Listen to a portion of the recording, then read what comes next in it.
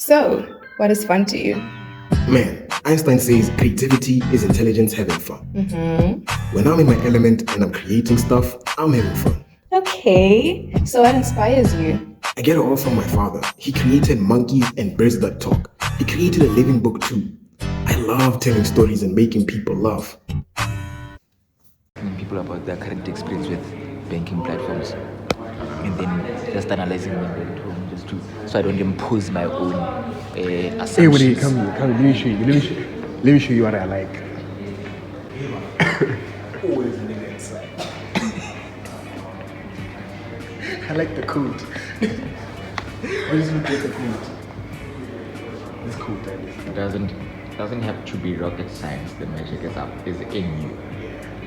You guys look like you're creating some stuff. Hey, some very big stuff, logo. Stuff out, man. What you guys do? I run a manufacturing facility and biofertilizer. We have a company called Viva Organica. We manufacture biofertilizers to support smallholder farmers best to grow nutrient-dense organic food for their communities. So, Social entrepreneurship. My guy, we literally been talking about it. That's what we're talking about on the podcast. like and subscribe to our podcast. For sure. We run subscribe to our podcast day.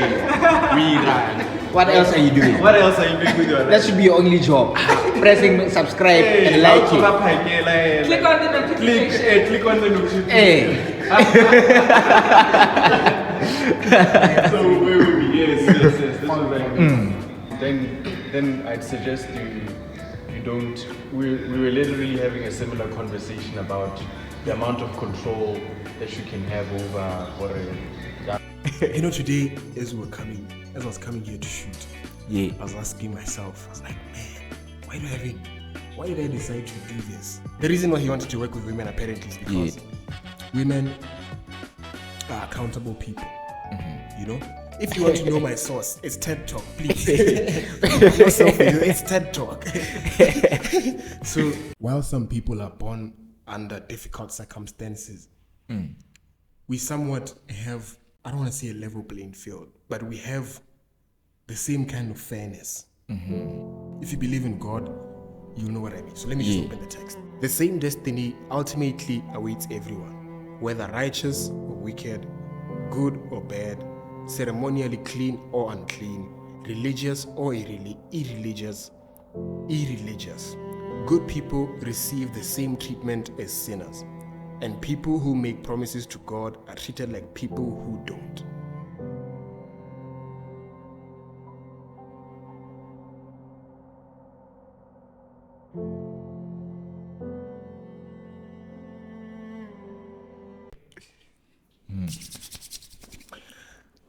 Good morning, good night, good evening, good afternoon.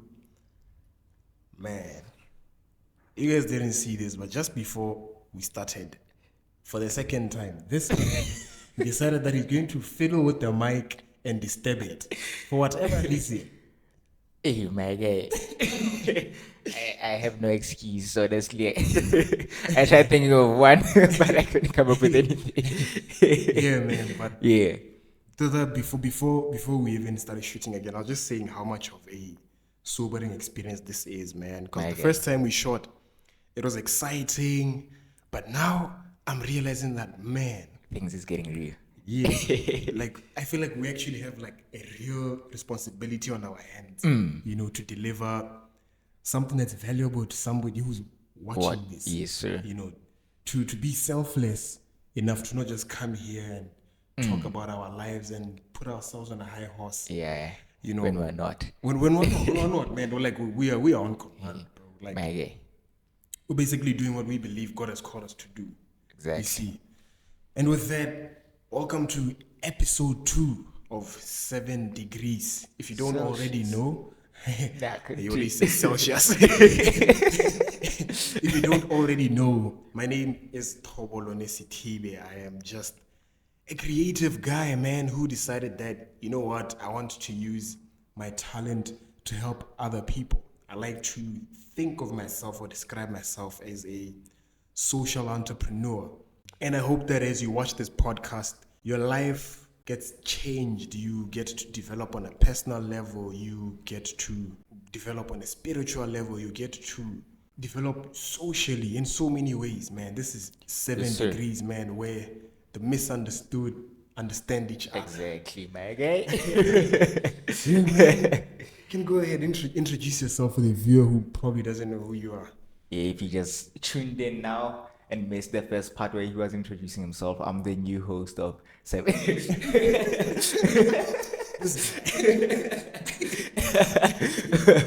But yeah, my name is Kamobai Puleti, and I'm an aspiring entrepreneur and practicing entrepreneur, or pushing levels from aspiring to practicing. 7 degrees does things, my guy. Within 2 seconds. Within 2 seconds, bro. This podcast will change your life within 2 seconds, man. Hey, man. Okay. I feel happy. I feel joyful to actually be doing this. You know, I think Yes, one sir. of the things that makes me happy is this. I know someone was out there watching and was like, "Can't what's going on?"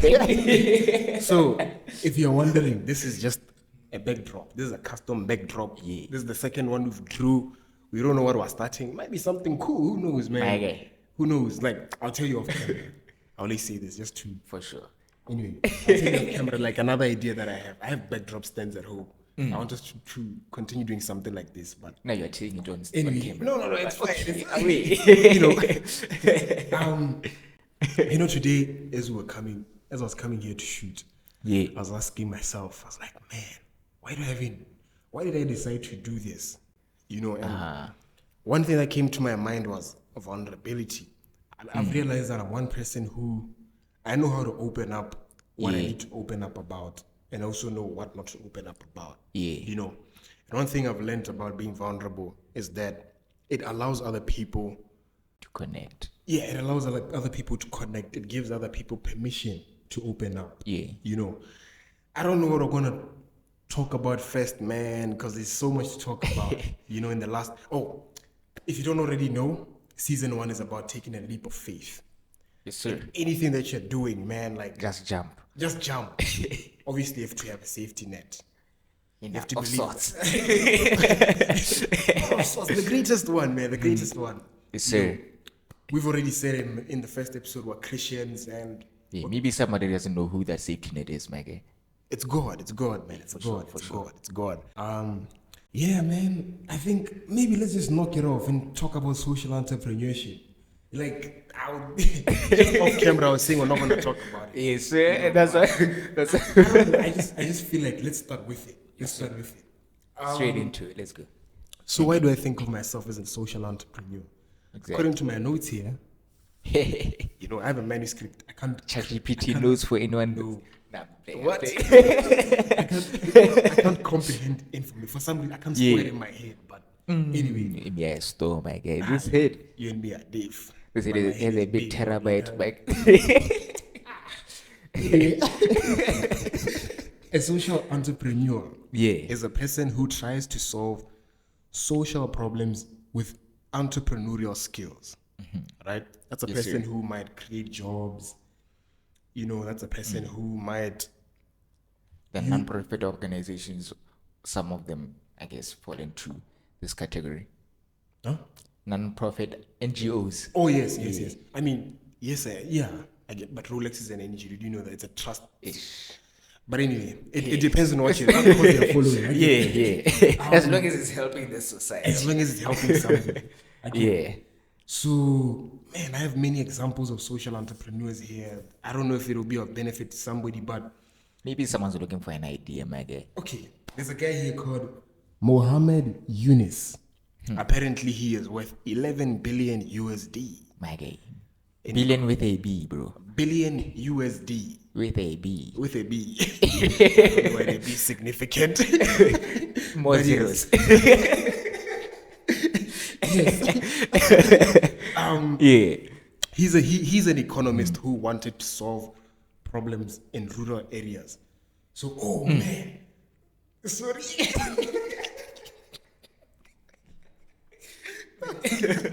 Not like there's a script, but man's just going off script right now. No, it might be. This is so cool. Yeah. This is actually so cool. Yes, sir. So what he did was he developed a micro lending service for women in rural areas. I don't know if you remember. I think I've told you about a similar thing that I thought about. That I'm so attracted to street vendors, dude. I feel like street vendors, they provide not just street vendors, small businesses. Yeah. I don't know where this stat I heard it from. Please don't quote me on it. But apparently, small businesses make 8% Of the of our economy. Crazy. You know. So just keep that in mind. Let me go off. Let me continue with what I'm reading here. So the reason why he apparently, from what I thought, it was a TED talk. If you want to know my source, it's TED Talk, please. I'm not selfish, it's TED Talk. So the reason why he wanted to work with women apparently is because women are accountable people, you know? And I think the success rate of him micro lending to these women was 96%. Crazy. Exactly. Crazy. And if you think about it though, What? women take care of their children. Women Take of everything. take care of everything. So he's investing in people Who already know how to take care of stuff. So there's somewhat of a guarantee that they'll return the money. Exactly. So yeah, man, Yeah, that's smart. that's our first example of social entrepreneurship. So Micro-lending. Micro-lending. So his idea was to invest in children, health, and in education. You know. And then we have a guy named Scott Harrison with Charity Water. So basically what he was doing was that he was raising money around the world to build wells in Africa. So, yeah. That's what he did. I think, you know what I think? I think with the first guy, obviously I was like, oh man. And now you're just like, this Water. guy. not that there's anything wrong with water. Yes, but but obviously I'm biased. clearly. I'm biased. Yeah. And then we have Jacqueline Begland with Bean Company. Bean Company was solving hunger. Yeah. Bean as in beans, like cool beans and stuff. No. The B was BEENAY. So I missed the Ben. joke. I must be the fun guy at parties, huh? Yes. So, oh no, it's a beer company. Oh, beer, bad handwriting, man. Okay. So And you were the one that was writing, right? my fault. So basically, what Jacqueline Begland was doing, Yeah. he was selling beer, and then the proceeds were going Jacqueline is a man. to. Hey, man. I don't Yeah, know. nah, let's continue. Anyway, Let's continue. what he or she was doing, Yeah. they were selling beer and they'd use the proceeds to feed people, right? So that's for me, that sounds like providing a service or selling something and then taking the proceeds to help other people. Yeah. And I think that's a common one that I've seen around. Yeah, because I think I was reading earlier on social entrepreneurship, and it's pretty much, you know how with regular businesses, the main aim is to make a profit for the business or for the employees and everyone in the business. But with- Capitalism. yeah. Let's be honest. Yes, sir. But with social, it's more on the side, along the lines of making profits for the general public or for the people. Yeah. But obviously, we don't support alcohol drinking, please. Yeah, This is for just sure. an example. It is of- an example. That's why I give the illustration that if you want to get into it, sell a product and channel the proceeds towards helping people. So, the fourth guy that we have is Ben Milne. Hey, Heish. English, Baba. Nakanake Motswana, bro. So what Ben did was create an app to transfer money because he didn't understand large credit card debt. This sounds like you. Yes, sir. You know what? Actually, I remember the time I was actually watching the TED Talk, I Yeah. thought about you. You know, so I think you can do this one justice. Why is credit card debt bad? Like, what problems are there to solve around this space? Huh. Because I was actually watching some series on Netflix about, I think it's called, what's it called? How Money Works, I think, on Netflix. And there was an episode where they were talking about credit card debt. That, hey, bro, the way credit works is just too crazy. So, Let's nail down. Let's nail down. because the scenario that was built was based around the USA with the whole student debt and student loan things. Yeah. So this is what would happen. They would give you money that they know you're definitely not gonna pay it back. You get in the first place. So say after you finish graduating, you're owing maybe $80,000. Then you try to find a job. Then you try maybe cut off some money as you go on. I get it. So every month you'll be dropping maybe $500 or something. So remember what every month from this 80K, there's interest being added on. So even if you are paying, there's interest being added on. Oh yeah. So from January to December, even if you are paying 5K each month, 500 US. 500 US, you're still going to accrue a whole lot of more debt just off of interest. So you find that over a span of maybe 10 years, you've paid maybe 100K, but you still owe 70. So You know, I don't want to say much. We're talking about banks. You know, we're shooting at a bank space. Yes, sir. I'm studying finance and banking. You know, So you should know these things, man. I mean, I know about the 2008 crash. Yeah. Like, at least that thing was a mess, My bro. So, from my knowledge, if I remember well, Yeah. what happened was, how I saw it Yeah. was shiny object syndrome. You know, so I think let me just take it from the real estate market. Basically, the real estate market started booming, and then people started foreclosing on their loans, people started failing to pay back their mortgages. Yeah. Yeah. Simple English. Simple English. So and then people who had money started seeing opportunities. Or wait a second, if this guy can't pay, let me buy his property. Yeah. I get it. So And that then goes clear on. him off of the debt. Yeah, and then clear him off of the debt. Yeah. So that goes on. No, actually, the bank would repossess these items, these houses. So it just turned into a whole web where banks would lend people like you and me who have nothing. Then they like, They'd lend us money. We get the money. We can't pay. Same thing you are saying. Yeah. Like, as a student, you're given money that you can't pay back. Yeah. And one thing leads to another. Crash Just, happens. yeah. You know. But yes, I think what we're talking about here is credit and debt. I mean, it's a space where people make a lot of money, but why do we go off a tangent? Back. I was hoping you have a way back into your class back. Anyway, Yeah. I'm just saying I appreciate the fact that there's somebody who has thought about creating an app to transfer money, or because he didn't understand large credit and debt, so his idea was to make it cheap Basically. to transfer money. Basically, Yes, sir. that's it. Sorry to whoever listened to us and got confused. confused ourselves. We're also confused. So let me sip this water. Yes, sir. Then you drink water.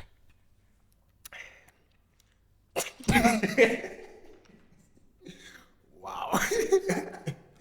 I don't know. Intrusive thoughts. How to But yeah. become a social entrepreneur? Yeah. It's not a traditional job.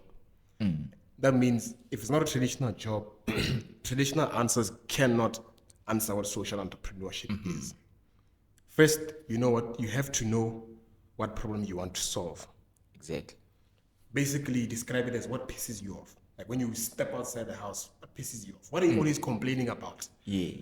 Oh my Not goodness. just that one day where hey, your brother out to be dancing or something. Actually, you know what? I think you see us as Botswana youth. This is social entrepreneurship is for us. We love complaining about Definitely. problems. We are always complaining. So like, already, I think we are the right people. exactly. First, what problem do you want to solve? What pisses you off? Right. So Or what pisses you off, and then that's the problem you want to solve. Yes, that's the connection. Yeah. So I have another example of a guy named Andy Storr. I think that's the guy who was saying who was saying the TED talk. Yeah. So what they did was they rented out some place as a music band because they wanted to connect people again. He was saying that they knew a bunch of interesting people, but those people didn't know each other. Yeah. Right. So they threw a party, and then the people met, and then they linked. They created a band from that. They found somebody who knows how to play. They found somebody who knows how to sing. So they basically created an event out of that, Yeah. Then after that, they quickly realized that emerging artists don't have a place to meet, right? So they used their bar as a space. They went to some bar and they told the guy that, yo, man, can look, we use this space? Can you use this space to do 1, 2, and 3? Obviously, the bar's going to make money because students spend money. For sure. But yeah, so they used that space to link people, and I think without settling too much on it, there is another outstanding example of social entrepreneurship, man. Like for us, for 7 Degrees, for Hope Out Degrees, man. Yes, sir. The goal is to create a platform where people can really sit down and meet and network. And make money. And make money. Yes, of course, make money. And just solve problems, man. Like, there's nothing that gives you dopamine as much as solving a problem. Yeah. No, definitely. So, yeah, man, there's just so much on social entrepreneurship. Yeah, I don't know if I think I can give one more example. This one is unique. So, this is a lady named Melina. Hey, man. Melina, my guy. Yeah. Melina Gorgeous Kiss. Her name's Melina, my guy. Her name is Melina. So she basically she wasn't really a social entrepreneur, right? Yeah. Or she isn't. I don't know about now. But what she did is she was in the workspace, right? Yeah. And then she is a scientist, a researcher. And then she realized that there's a gap between linking your career goals and your personal goals. So she became passionate about that, ambitious about that. She's like, hey man, I want to connect the two. What field was she on? I think she was a scientist. She was a scientist. I think a biologist, something like that. So I think this one is for people who wouldn't necessarily get into entrepreneurship, but it's for people who are in the workplace and they find problems that they want to solve.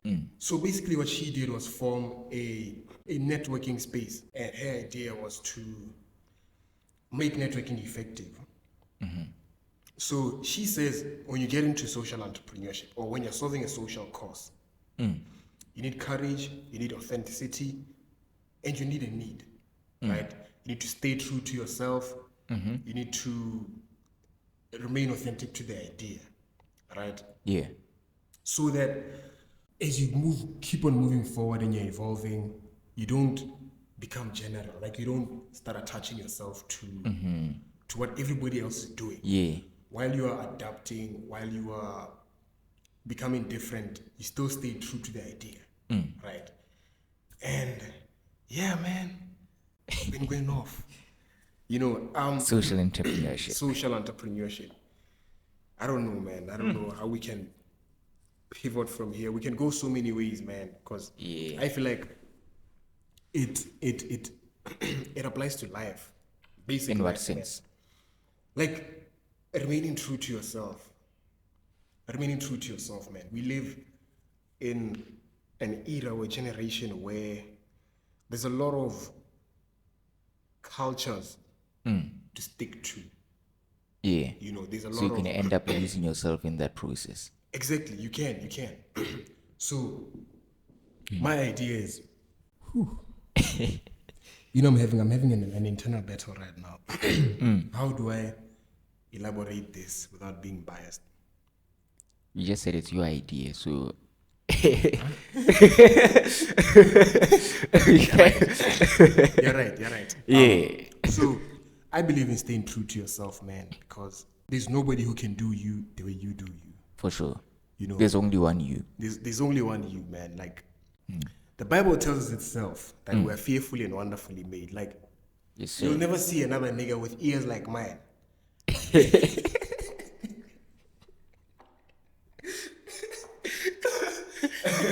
That's how I think of it. I mean, yeah, you're right, but I just didn't think you'd go there. But I mean, that's how I think. yeah, for sure. But anyway, Yeah. I just Cook remember bag. something. No, actually, I just remember Yeah. something. In the last episode, Yeah. I made a mistake. Like, I was reading from Ecclesiastes 3, but the text I wanted to read was from Ecclesiastes 9. And I think what's bringing it to my head right now is the fact that, entrepreneurship Yeah. is a journey that it's not easy to take. No, you for know? sure. And I think the perception that we might have about being an entrepreneur is that you become rich, you make a lot of money, you live a lavish lifestyle. Soft life. Soft life. But the truth of the matter is, while some people are born under difficult circumstances, we somewhat have, I don't want to say a level playing field, but we have the same kind of fairness. If you believe in God, you know what I mean. So let me just open the text. It's the same one from Ecclesiastes 9. Yeah, Ecclesiastes 9. Uh-huh. So it reads, There's 9 verses. 9, 1 to 12. It says, "This too I carefully explored. Even though the actions of godly and wise people are in God's hands, no one knows whether God will show them favor. The same destiny ultimately awaits everyone, whether righteous or wicked, good or bad, ceremonially clean or unclean, religious or irreligious. Good people receive the same treatment as sinners, and people who make promises to God are treated like people who don't." Without even going further, this really clears it. Yeah. Like, Level playing field. level playing field, bro. Yeah. The problem with often, let me not say the problem. Often as Christians, we seem to have Donkey Kongs. Like, okay, I'm Christian.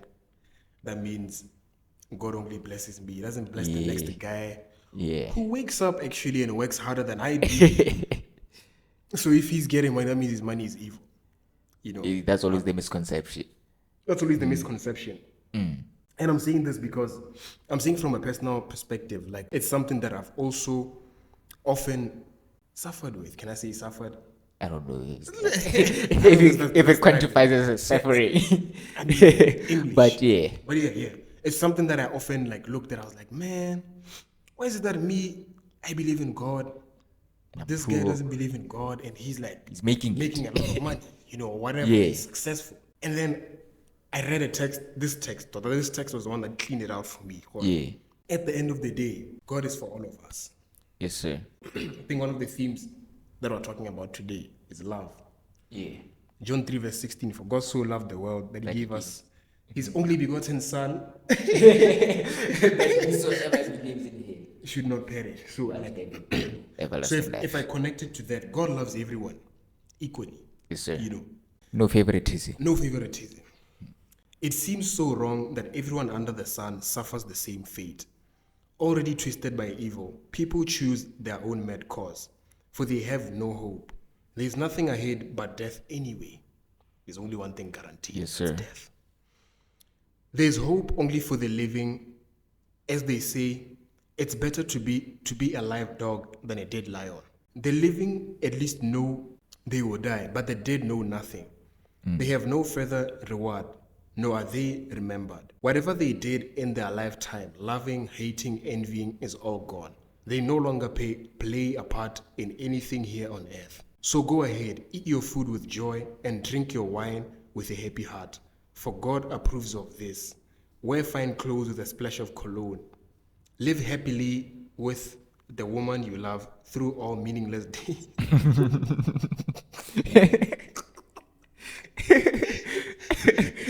Read, my guy. Live happily with the woman you love through all the meaningless days of life that God has given you under the sun. The wife God gives you is your reward for all your earthly toil. Whatever you do, do well. For when you go to the grave, there will be no work or planning or knowledge or wisdom. Apparently, my wife is going to be a reward from God. For all my hard work, going through all these breakups and everything. Oh, yes. yeah. No, but yeah, it's just as we've been discussing though. You all, the scale is balanced for everyone. There's no favoritism in play. You all, I think also the key thing that is maybe not mentioned is that we also need to choose him. There's a level playing field and we make it what we want to, basically. One thing that is guaranteed in life that we all already know is death. For sure. You know, and the text is basically urging us to do our best for as long as we live, man. Live your life, Enjoy live a life. happy life. Of course, it talked about wine. All I want to say is that we are taught that in our church. We're taught that when the Bible refers to wine, it's referring to, well, in most contexts, hey, man. Hey, English, ba. Hey. In most contexts, when it refers to wine, it's talking about crushed grapes, Yeah. and not fermented one. Yeah. Anyway, the text is basically saying, as you work, enjoy life, man, and Try by all means. try by all means. Like, don't look at another person and be like, oh. Start comparing, or hey, bro, he's making it, me, I'm here. Ish. And I also like the fact that it really elaborated death as a state of nothingness. Yeah. You know. But anyway, yeah, the word will speak for itself. Let's continue. He says, I have observed something else under the sun. The fastest runner doesn't always win the race, and the strongest warrior doesn't always win the battle. The wise sometimes go hungry, and the skillful are not necessarily wealthy. And those who are educated don't always lead successful lives. It is all decided by chance, Hey, bye. by being in the right place at the right time. People can never predict when hard times might come. Like fish in a net or birds in a trap, people are caught by sudden tragedy. Yeah, it's This is the Bible, bro. the Bible, bro. The Bible. Bro, like, when I read this text for the first time, I was so mind blown, bro. Like, I just thought about, what I've realized about working hard is the fact that you never really know you're going to be successful. Exactly. But But you just need to do it regardless. In you doing it, you're basically increasing your chances of you finding Yeah. So that's like, bro. Because, and this links to one of the quotes that I had posted recently. Doing Shout yourself out. Yes, sir. Go follow me. The official hybrid on Instagram. Yes, sir. Explain what the hybrid is. Yeah, the hybrid is a platform somewhat quite similar to 7 Degrees, but more on the entrepreneurial side to try and build a culture, or More emphasis on it. yeah, more emphasis on the culture and inspiration on mindset or change of mindset to try and move from accepting or taking mediocrity to operating at a higher level, basically. Yeah. So this quote was saying that doing something costs something. Doing nothing costs something. I saw that. Yeah. But doing nothing oftentimes costs a lot more than doing something. I've been learning about opportunity cost. I've been doing economics. Hey, bro, like, Yeah. honestly, like, in all seriousness, I hope like somebody who watches just gets encouraged, man. Gets Nah, for encouraged to do something. Like, I just want to talk about what we're doing right now. The last episode we shot.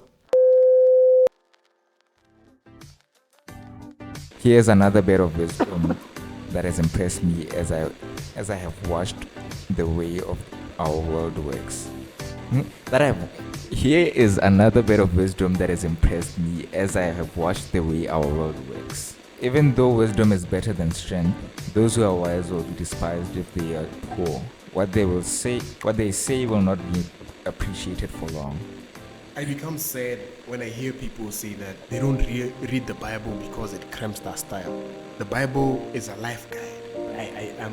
I come from a family that is currently being led by a single parent. I wanna say something to somebody who's orphaned. I know that they'll tell you that no, it gets okay. Obviously, there's a point where it doesn't get okay, but you get to a point where you make peace with it, man.